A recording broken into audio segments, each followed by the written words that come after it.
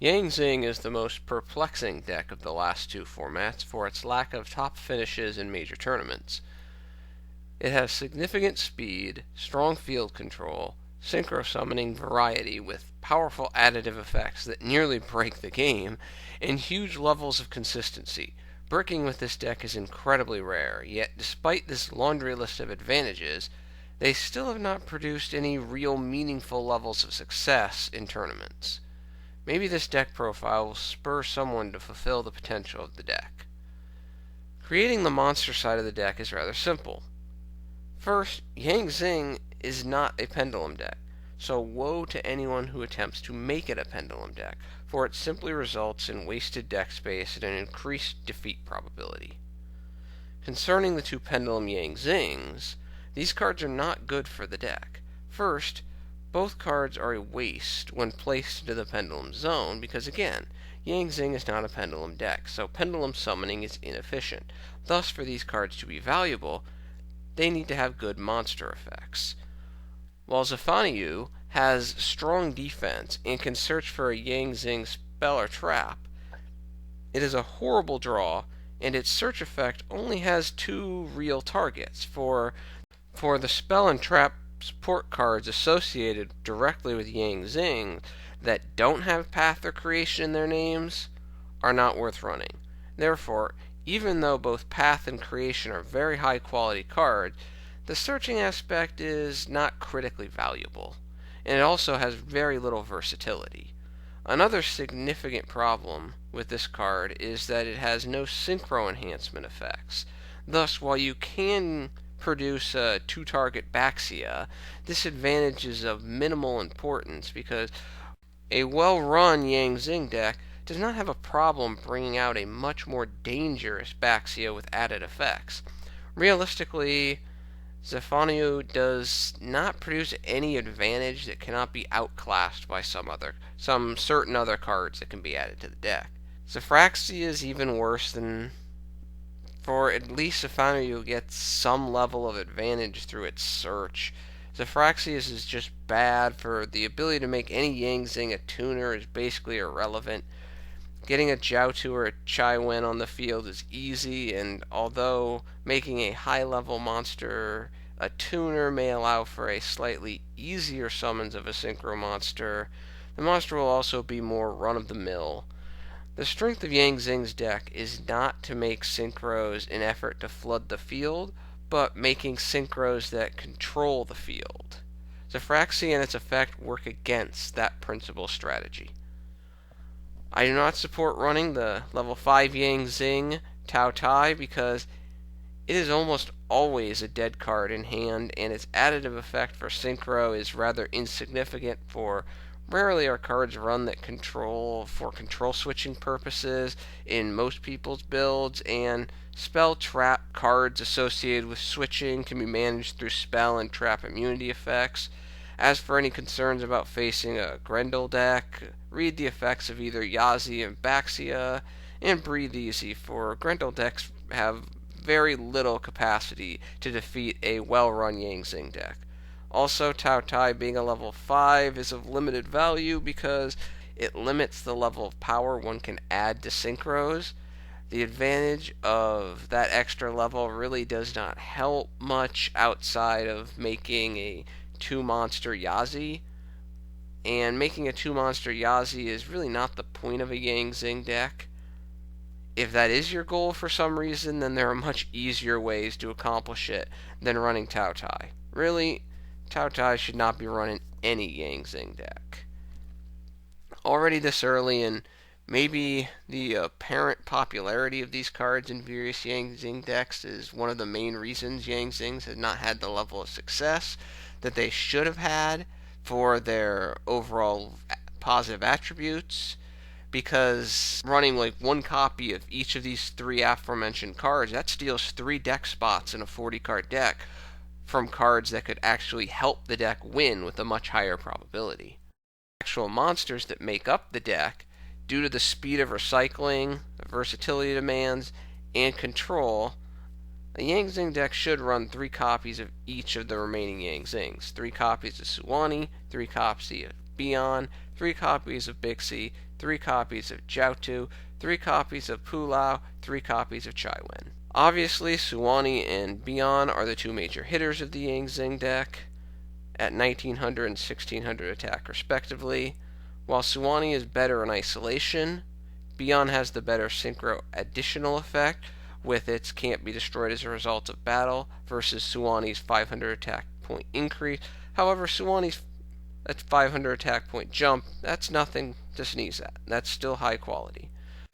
Bixi and Pulao are the 2 major defenders, both with great Synchro Addition effects, resulting in a monster unaffected by traps or spells respectively.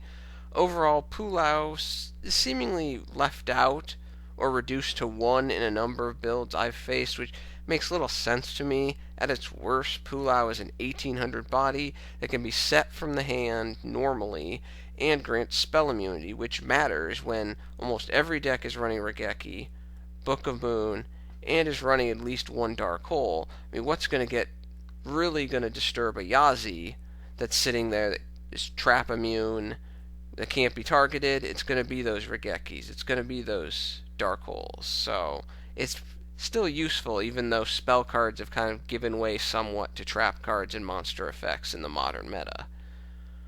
However, while Pulao is not as bad as most people appear to think, Bixi really is the superstar of the main deck, for trap immunity in the current meta is fantastic. Outside of the counter traps, it ensures that your summons will be successful and your monster will actually be able to do something on the field. It won't get trap hold, it won't get Ring of Destruction, you won't get hit by Torrential. This trap immunity can be especially nasty when combined with Yazi's innate no target attribute. Finally, Chiwen and Jiaotu are the tuners, both with interesting secondary effects. Jiaotu can produce an instant high value Synchro through its discard effect, typically occurring either on your first turn or after a Yang Zing path has been activated. Unfortunately, one does have to be careful with this effect because it is a cost, so the opponent may throw down a Veiler or turn over a breakthrough skill to negate the effect, which will produce a -2. Chiwen can summon itself from the graveyard, increasing both speed and quality of Synchro summoning. Overall, one of the first goals of a Yang Zing deck is to get a Chiwen into the graveyard. Strangely enough, some people only run 2 copies of Chiwen, which makes no sense to me at all. Running only 2 copies of Chiwen is like running 2 copies of Boars and Noble Knights. No, you don't do it. You run 3 copies. It's a must. With all of the monsters being Yang Zing, some may wonder why this deck build doesn't run something like Mass Chameleon.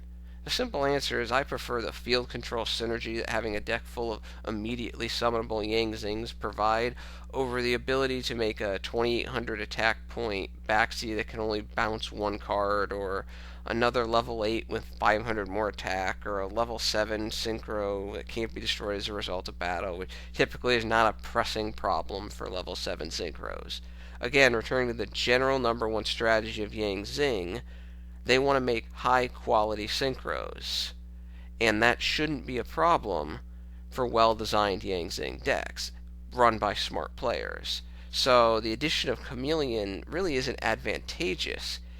In my opinion, anyone who runs Mass Chameleon in a Yang Zing deck is not running the most effective Yang Zing deck he or she can. And the same feeling goes to a card like Junk Synchron. Moving on to the spells, first the staples: 1 Raigeki, 1 Book of Moon, 1 Soul Charge, and 2 Dark Holes.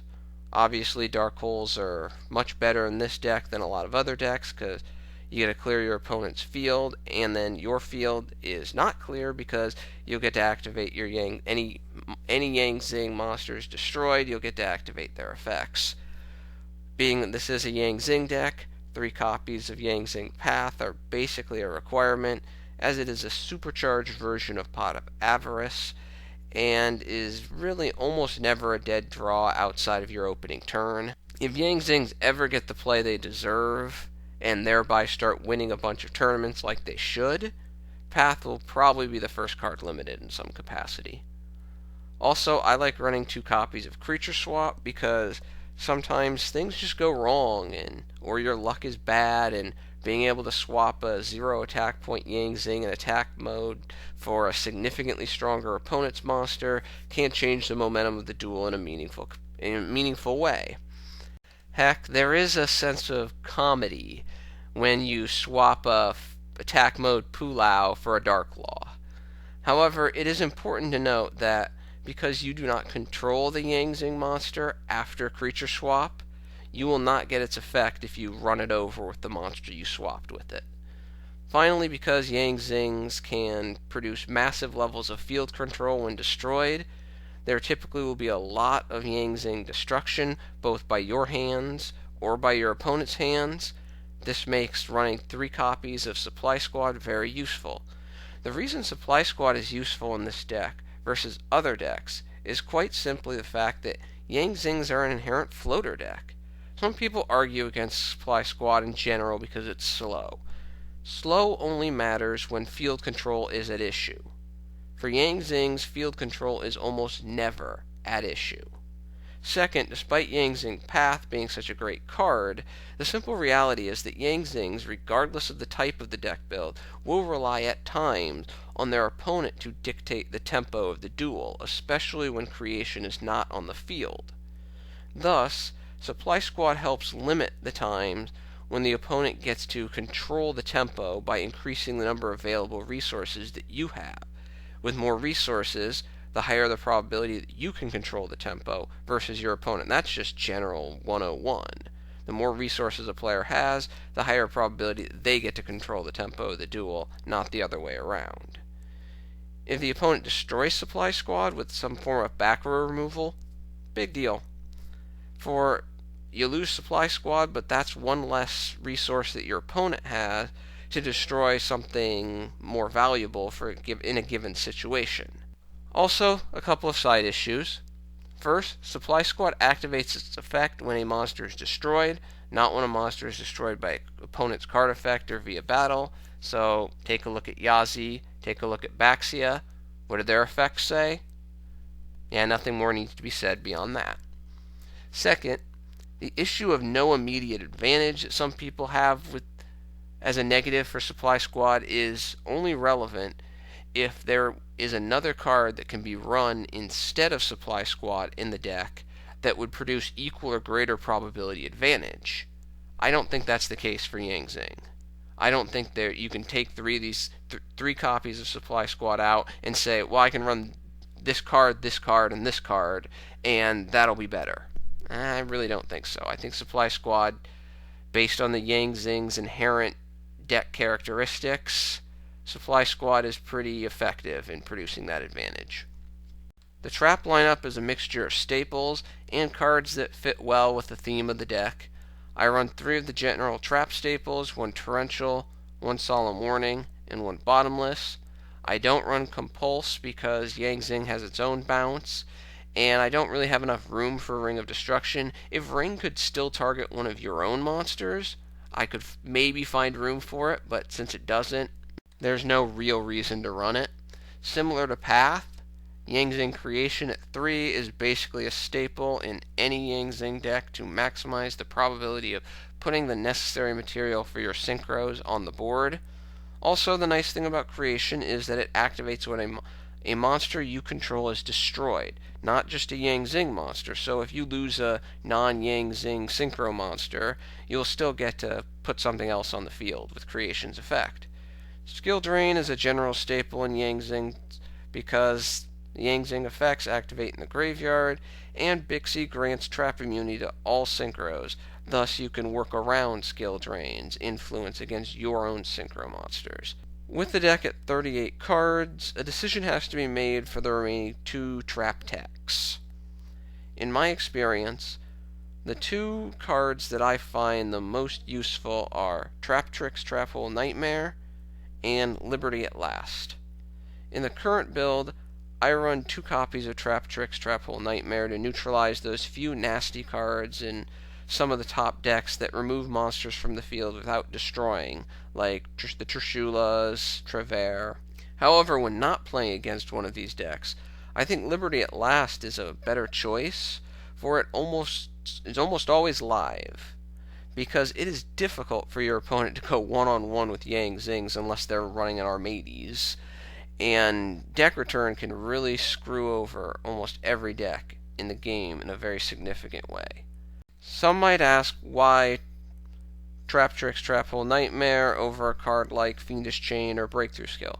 For me, Fiendish Chain is not really a solid card for this deck, because stopping the opponent from attacking is very often not a useful strategy in a Yang Zing deck. You don't mind getting a Yang Zing getting run over and destroyed, because then you just use its effect and get something maybe you want more on the field than what just got destroyed.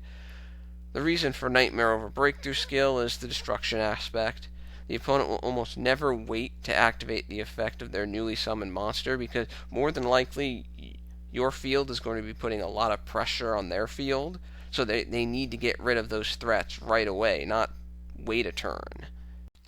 I don't run lose one turn because making a Synchro with Bixi is not always available, and having to wait a turn before using Yazi or Baxia's effect can be the difference between winning and losing.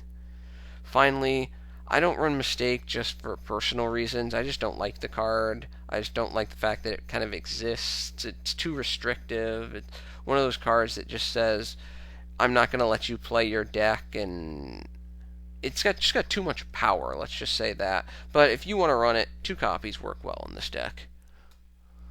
One might note that I don't run any back row removal in this deck, and I do that because I don't view back row as very threatening to a Yang Zing deck. Yeah, you're going to run into the occasional stuff, but realistically, only 5 commonly run cards can actually do anything to stop Yang Zings with any consistency. Your Darklaw, Armades, Vanity's Emptiness, Macrocosmos, and Dimensional Fissure. I mean, this deck runs numerous answers for Darklaw, Armades, or Emptiness, and I do side MSTs to deal with decks that run Macrocosmos and Dimensional Fissure. The extra deck is almost entirely comprised of Synchros. What a shocker, due to the Yang Zing additive effects. I run 1 Leo, Keeper of the Sacred Tree.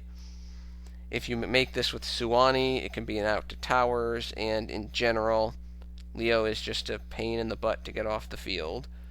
I run 1 Chaofang, Legend of the Yang Zing. This card probably never should have been created. It's just way too powerful. It should have had an effect that, like somehow said you can't apply the additive effects to this card, because it's really easy to put a Chaofang on the field that your opponent's only going to have 1 or 2 outs for in the entire game. I run 1 Trishula, Dragon of the Ice Barrier, another destructive Synchro that's rather easy to make. I run 1 Beelze, incredibly easy to make one that has 3,500 attack and unaffected by traps. Beelze will be your number 1 out to towers most of the time, and like Leo, it can just be in the pain in the butt to get off the field, especially if you have a Traptrix Trap-Hole Nightmare to back it up.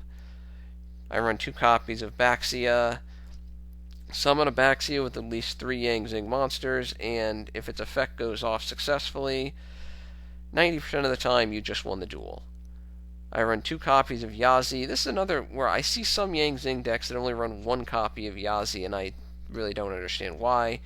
Yazi is useful in any deck that has the capacity to make it, but when you can make one that can't be destroyed by battle, use its innate effect to avoid targeting, and is immune to traps, yeah, good luck to your opponent, because it can produce advantage pretty much every turn in its natural habitat, the Yang Zing deck, with its Yang Zing, destroy effect. I run 1 copy of Clearwing Synchro Dragon, another nasty card with those additive effects. I run 1 copy of Ancient Sacred Wyvern. This is another potential out to towers, and realistically, good Yang Zing players know it's tough to really ding up Yang Zings, so most of the time, if you're going to put an Ancient Sacred Wyvern on the field, it's probably going to have at least 3,000 attack, typically more. I run 1 Goyo Guardian, level 6. I run 1 Armades, which can be a load at 2,800. I run 1 Herald of the Arclight. Yang Zings can make their own version of Dark Law that can't be destroyed as a result of battle. Yeah, that's kind of scary. However, as stated, although you can make Arclight two ways, really the only way to make him is with a Bion and a Chiwen. Making him with a Jiaotu and a Bixi, it's not really very economical, because then he can just get run over. One might ask, why do you only run one Herald instead of two?